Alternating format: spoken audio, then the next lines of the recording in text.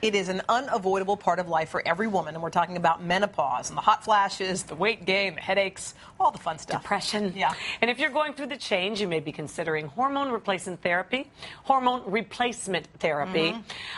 So here to tell us all about it is Dr. Streicher. She's the Assistant Clinical Professor of Obstetrics and Gynecology at Northwestern's Medical School. That's a mouthful. It certainly is. Nice to see you. Welcome. Great to be here. Thank you. Yeah, we hear about all these symptoms.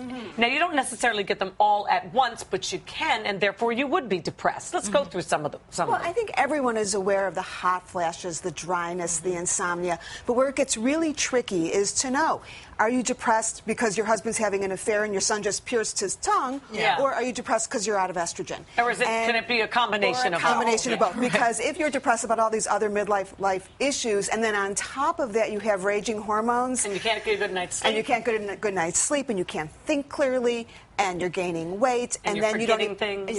Exactly.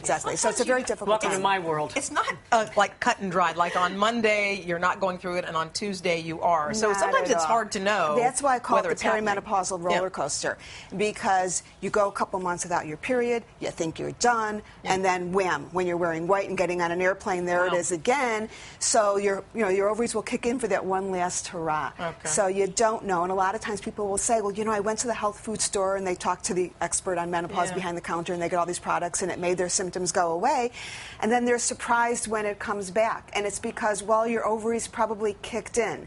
So that's why we say until you've been without a period for a full 12 months, unless, of course, your ovaries have been removed, you don't really know that this is And then it's called menopause. Before that, it's called perimenopause. Okay, so you have two choices to help yourself out. One of them, a lot of people do go to health food stores and try to do it organically, and other people try hormone replacement. What should you do? We've heard a lot of controversy about it as I wish I could say the botanicals worked, but they don't. And there have been many, many studies which have shown that beyond the placebo effect, which only lasts a couple of months, you're really not going to get a great result in terms of alleviating hot flashes. So the only thing scientifically long-term that really does work is hormone therapy, estrogen therapy. It's very controversial. What I think what it is people are still like flashing back to 2002. Remember there was that big study that came out, and it said that if you take hormones, it's going to cause heart disease and blood clots and death and all these horrible things. And I call it the flush herd around the world, that everyone took their Premarin and flushed it down the toilet. Yeah, now it's our drinking water. So exactly. That's great. But now what we realize is that there were so many flaws in the way that original study was done, and what we have to offer today is so much better, so much safer, and it's completely different.